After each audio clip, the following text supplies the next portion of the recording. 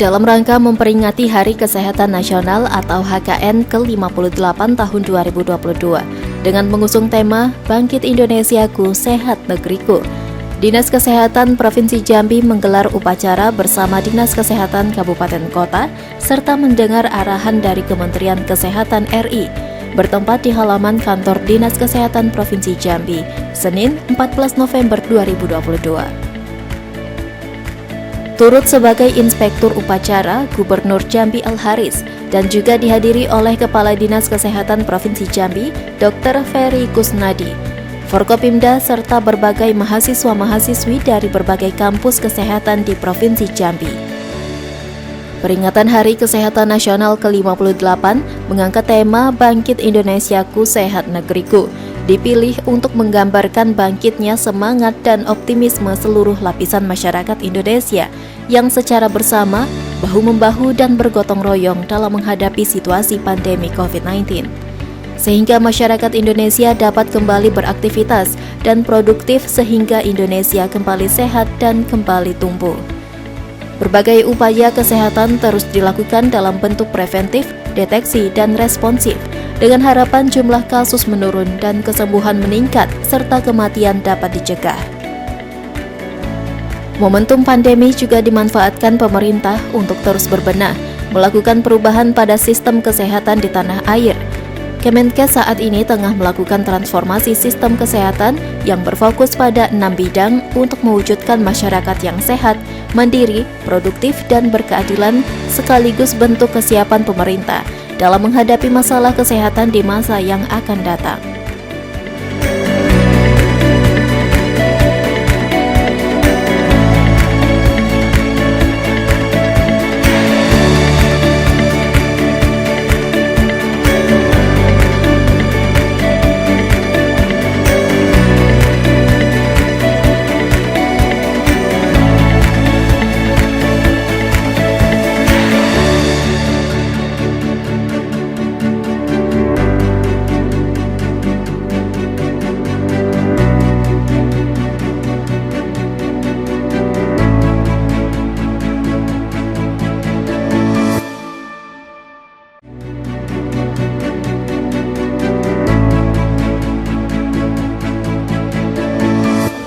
Peringatan Hari Kesehatan Nasional ke-58 tingkat Provinsi Jambi tahun 2022 dimulai. Inspektur upacara memasuki lapangan upacara.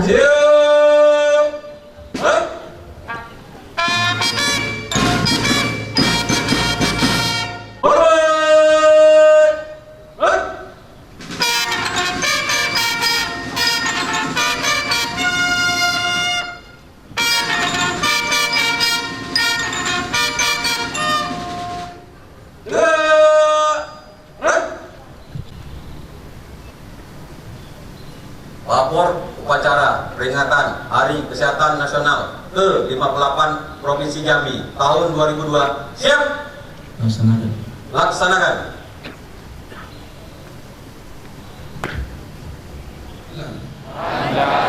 Satu. Ketuhanan yang Maha Esa. Dua. Kemanusiaan yang adil dan beradab. Tiga. Persatuan Indonesia. Empat. Kerakyatan yang dipimpin oleh kebijaksanaan dalam permusyawaratan perwakilan. Lima. Keadilan sosial bagi seluruh rakyat Indonesia.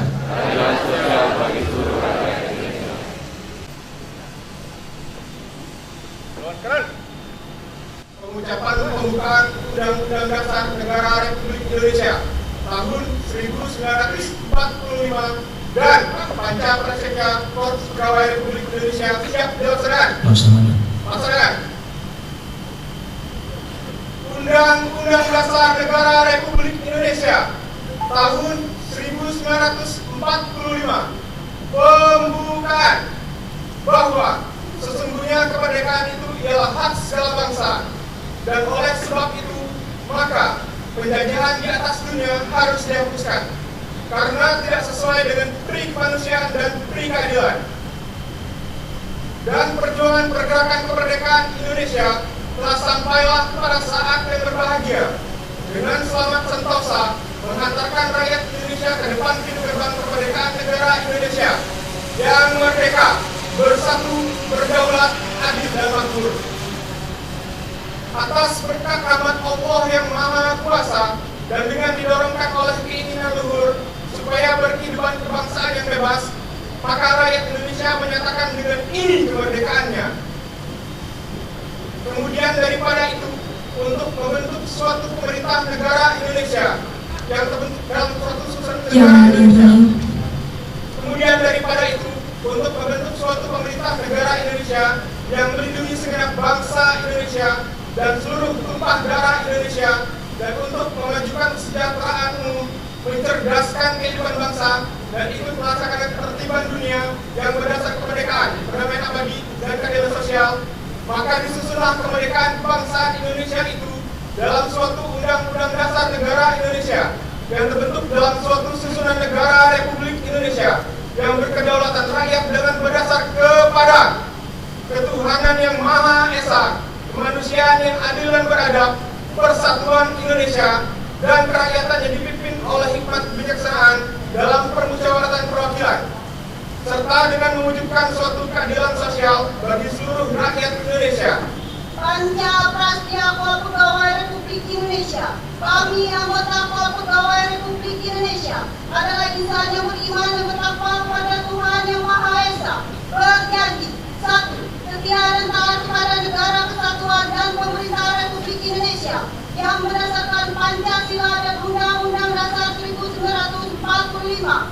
2. Menjunjung tinggi kehormatan bangsa dan negara serta memegang teguh rahasia jabatan dan rahasia negara. 3. Mengutamakan kepentingan negara dan masyarakat di atas kepentingan pribadi dan golongan. 4. Memelihara persatuan dan kesatuan bangsa serta setia kawanan pegawai Republik Indonesia. 5. Menegakkan kejujuran, keadilan dan disiplin serta meningkatkan kesejahteraan dan profesionalisme. Lapor pengucapan pembukaan Undang-Undang Dasar Negara Republik Indonesia tahun 1945 dan Panja Prasetya Pegawai Republik Indonesia telah dilaksanakan. Laporan selesai. Masih, balik ke tempat. Kembali ke tempat.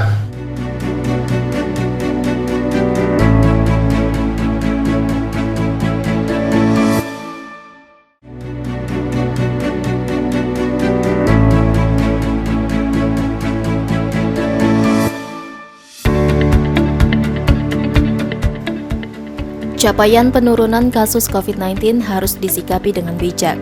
Kewaspadaan diri harus ditingkatkan guna mencegah lonjakan kasus yang tinggi.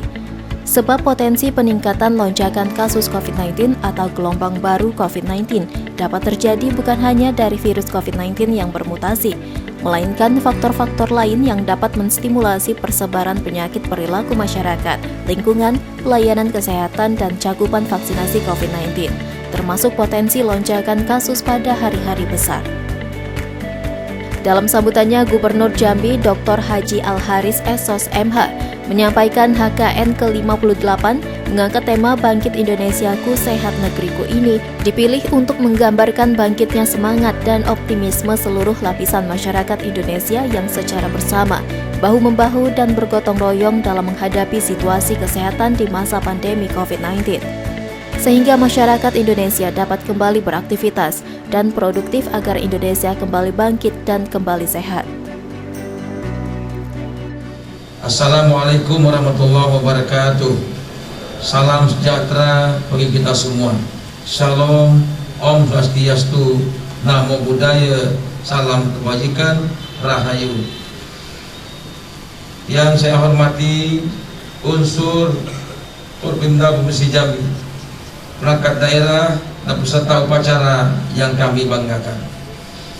Puji syukur kita panjatkan kepada Tuhan Yang Maha Kuasa yang telah memberikan limpahan rahmat dan karunia-Nya pada kita semua, sehingga kita masih diberikan kesehatan dan kesempatan untuk dapat menghadiri Hari Kesehatan Nasional HKN ke-58 tahun 2022.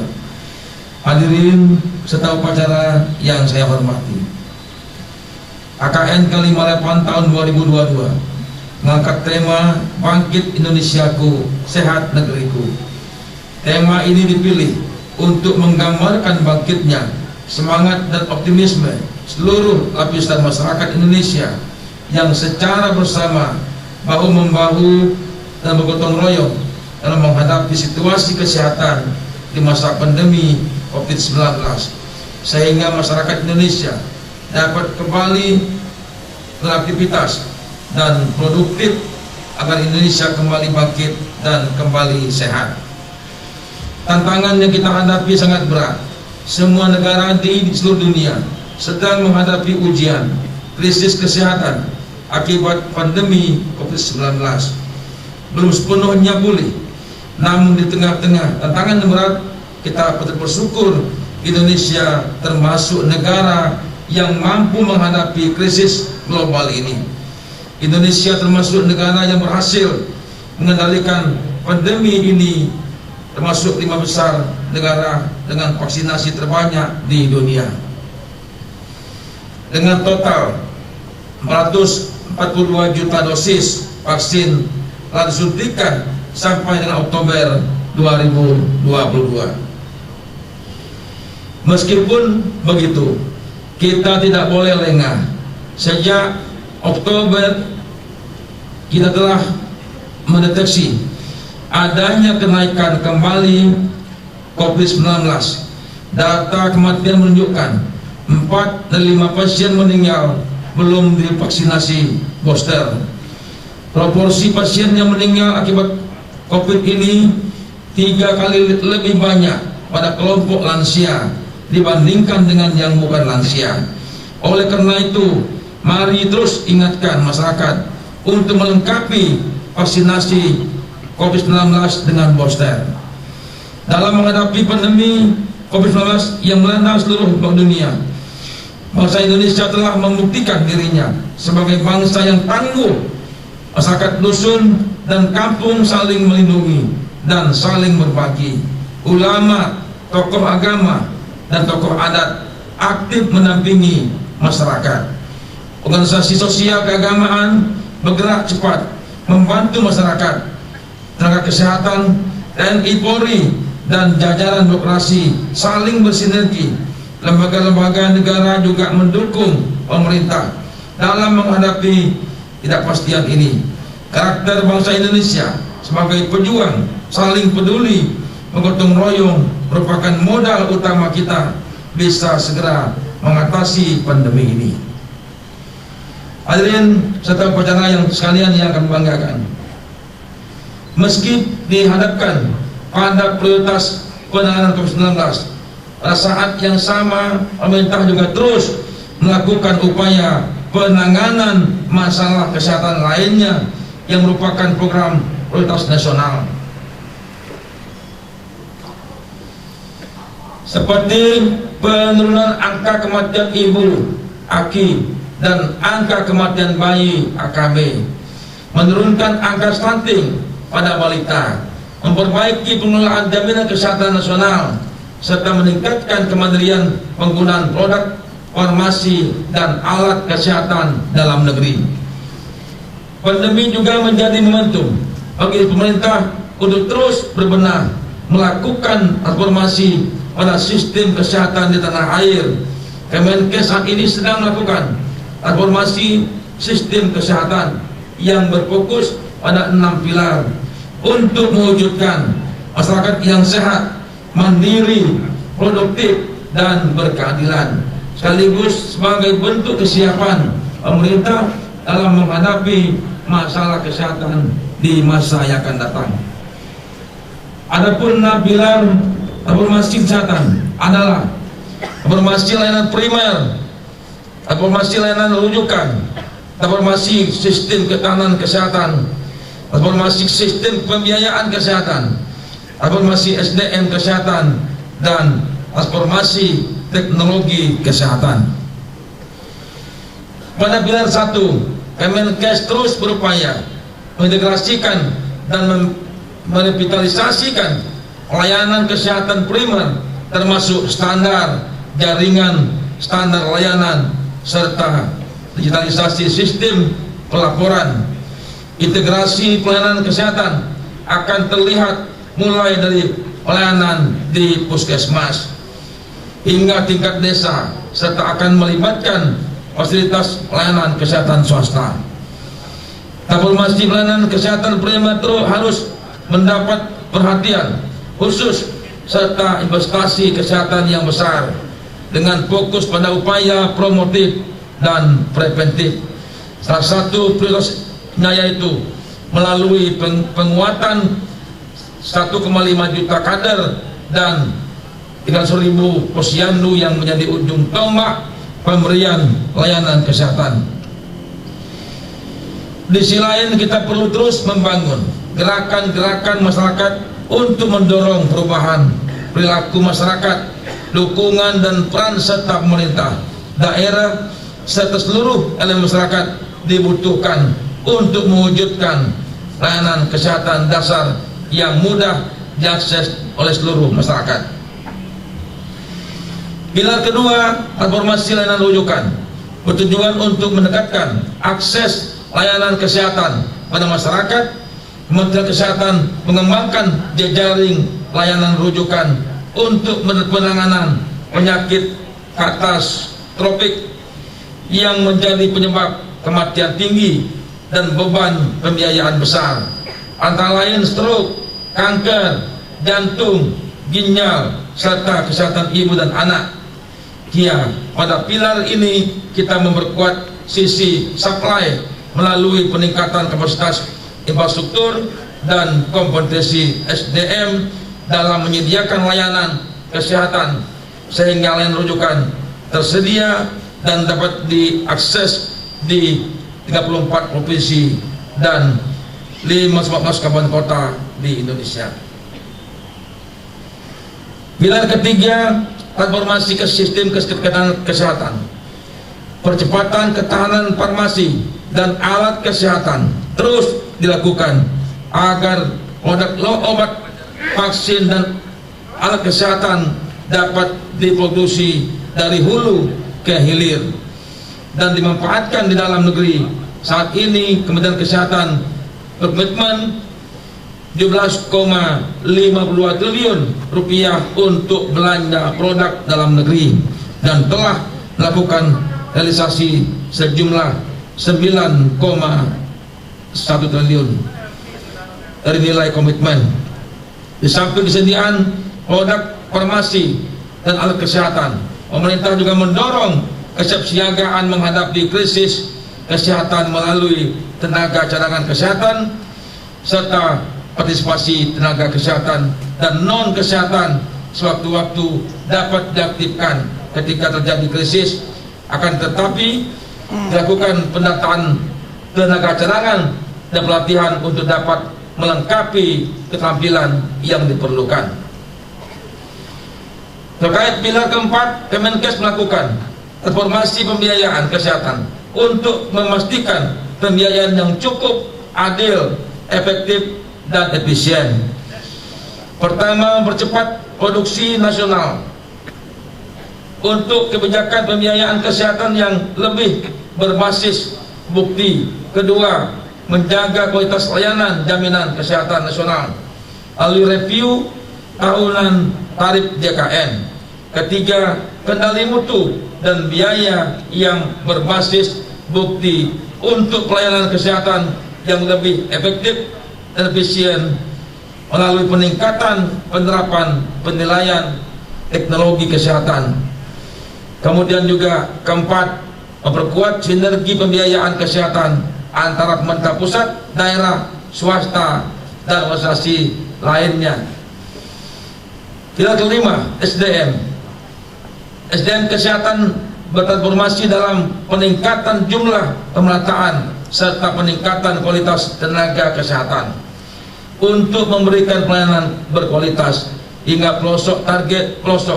Target optimis yang akan dicapai yaitu angka ideal dokter 1:1000 populasi dan pemenuhan nakes di puskesmas dan RSUD sesuai standar. Beberapa program unggulan telah dilakukan yaitu melalui implementasi Academic Health System, pemberian 10.000 beasiswa bagi dokter, spesialis, dan fellowship, serta peningkatan kualitas melalui pelatihan yang terintegrasi sesuai kebutuhan pelayanan.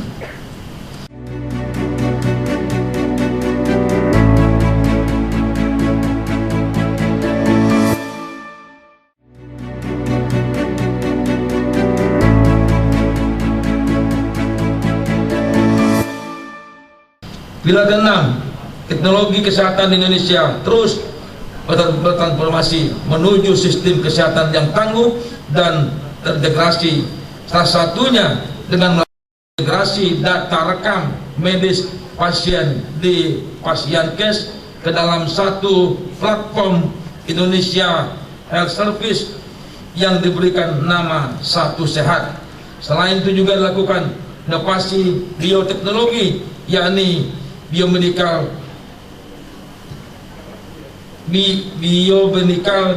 genome based inisiatif untuk menerapkan pengobatan yang lebih personal dan presisi. Kementerian Kesehatan mulai dengan melakukan 10.000 sequencing DNA berbasis penyakit kanker, stroke, genetik, dan diabetes. Kemudian, hadirin yang kami banggakan, dengan rasa syukur dan bangga, saya juga ingin menyampaikan pencapaian presidensi G20 Indonesia bidang kesehatan. Pertama, Pandemic Fund yang diusung sejak presidensi G20 Arab Saudi dilakukan pembahasannya pada presidensi G20 Italia, kini mewujudkan nyata dan diluncurkan pada presidensi G20 Indonesia untuk memperkuat tatanan kesehatan global, terutama dalam kesiapsiagaan menghadapi pandemi di masa datang. Gagasan besar yang membutuhkan energi dan koordinasi para pemimpin dunia dari sektor ekonomi dan kesehatan kini menjadi nyata. Kedua, selesainya evaluasi independen terhadap inisiatif atau akselerator untuk memastikan akses negara-negara ke sumber daya kesehatan dalam menanggulangi pandemi di masa mendatang. Ketiga, presidensi G20 Indonesia telah membuat kemajuan dengan mengajak negara Indonesia G20 memberikan fokus perhatian berkelanjutan pada surveillance genomik patogen sebagai bagian penting dari pencegahan dan kesiapsiagaan pandemi.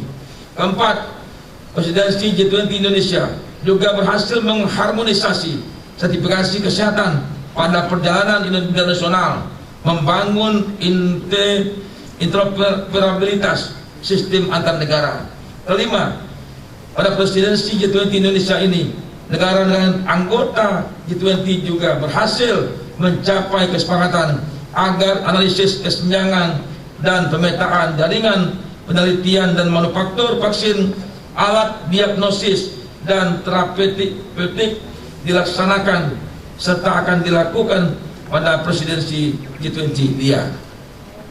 Keenam, presidensi G20 Indonesia juga memberikan ruang bagi keberlanjutan pembahasan serta perhatian dunia akan penanggulangan tuberkulosis dan implementasi One Health dan perlawanan terhadap resistensi antimikroba.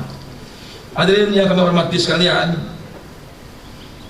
pada momen yang baik ini kami menyampaikan terima kasih dan penghargaan yang setinggi-tingginya pada segenap insan kesehatan yang telah bahu-membahu berjuang tanpa mengenal lelah dalam melaksanakan pembangunan kesehatan Indonesia.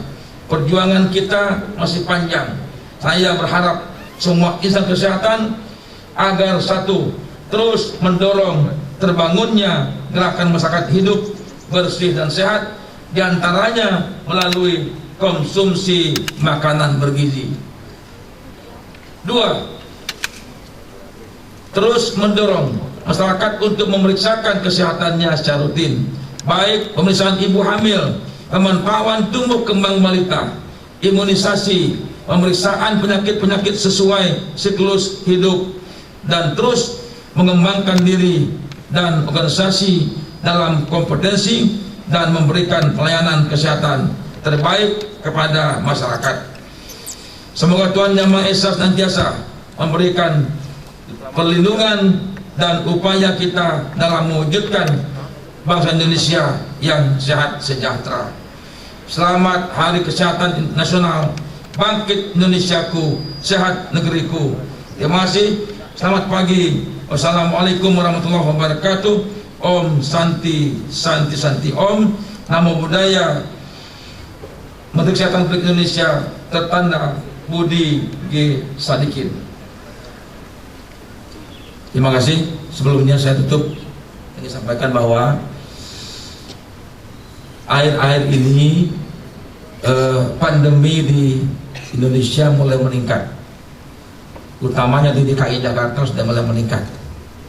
Saya berharap Ibu sekalian, para medis, petugas dan masyarakat tidak boleh lengah. Dalam momen umum tetap kita gunakan masker ketika kita bertemu orang baru atau di ruangan yang sempit. Mohon tetap kita menjaga tetap kita prokes. Itu harapan saya. Tidak tahu ini mungkin dengan bertambahnya wisata, orang pergerakannya makin meningkat, ini juga ada peningkatan kasus pandemi di Indonesia. Tetap kita hati-hati dan waspada. Terima kasih. Mohon maaf. Assalamualaikum warahmatullahi wabarakatuh.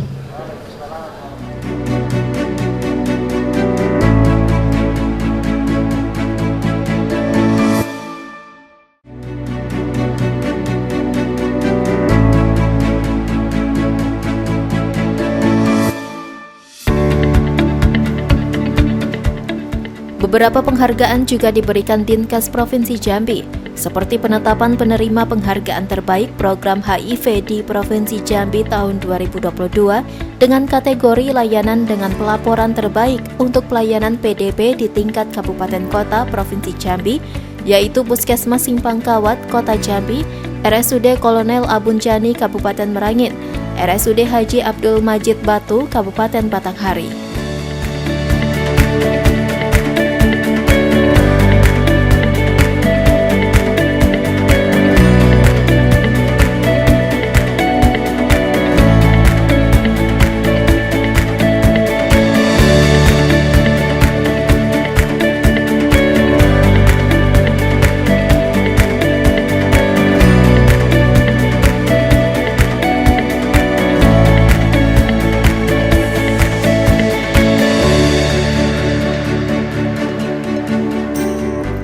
Selanjutnya penghargaan tim pembina PISPK terbaik diberikan kepada Kabupaten Tanjung Jabung Timur, Kota Jambi, Kabupaten Sarolangun, dan Kabupaten Bungo. Selanjutnya penghargaan kategori Puskesmas dengan peningkatan IKS tertinggi diberikan kepada Puskesmas Limbur Tembesi, Puskesmas Kampung Laut, Puskesmas Sungai Tering, Puskesmas Simpang 4 Sipit, Puskesmas Payo Selinca, dan Puskesmas Tanah Sepenggal. Kemudian penghargaan terbaik program TBC diberikan kepada Lapas Kelas 2B Bangko, Puskesmas Tangkit, RSUD Raden Matahir, RSU Langit Golden Medica. Selanjutnya penghargaan kepada perusahaan penerima piagam penghargaan cara distribusi alat kesehatan yang baik adalah PT Sigra Duta Medical dan PT Anugrah Parmindo Lestari. Terakhir, penghargaan Puskesmas dan Tenaga Kesehatan Terbaik Program Penanggulangan Kanker Payudara dan Kanker Leher Rahim di Provinsi Jambi tahun 2022. Untuk tenaga kerja diberikan kepada Dr. Gigi Afdiman Putra, Puskesmas Tanjung Pinang, Kota Jambi, dan Diah Putri Daini, Puskesmas Tanjung Pinang, Kota Jambi. Kemudian untuk kategori Puskesmas diberikan ke Puskesmas Tanjung Pinang, Kota Jambi.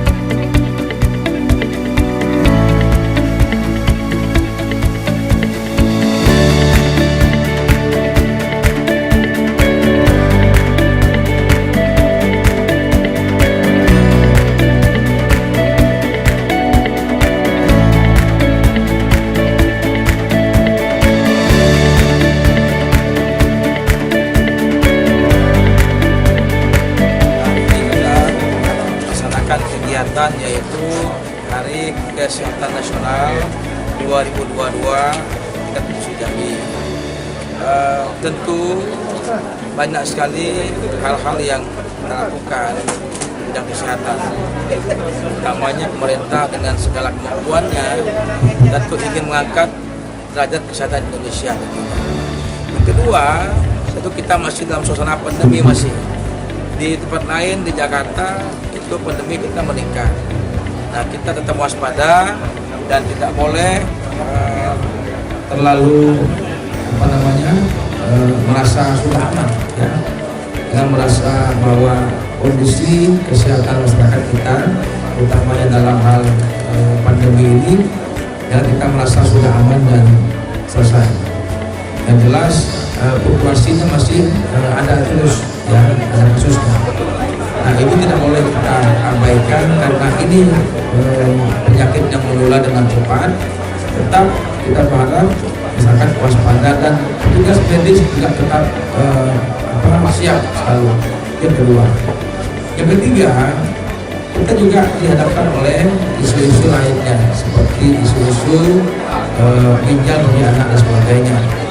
Nah, ini juga menjadikan momen ataupun menjadikan kita selalu siap, utamanya petugas medis kita di daerah.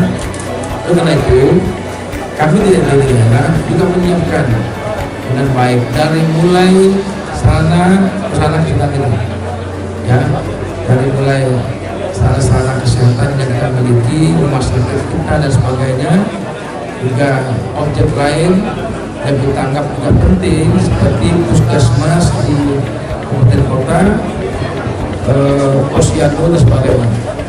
Ini perlu penyiapan SDM tadi. Dan tadi pidato Pak Menteri ada 6 pilar tadi yang kita anggap penting untuk kita lanjuti di lapangan. Ya.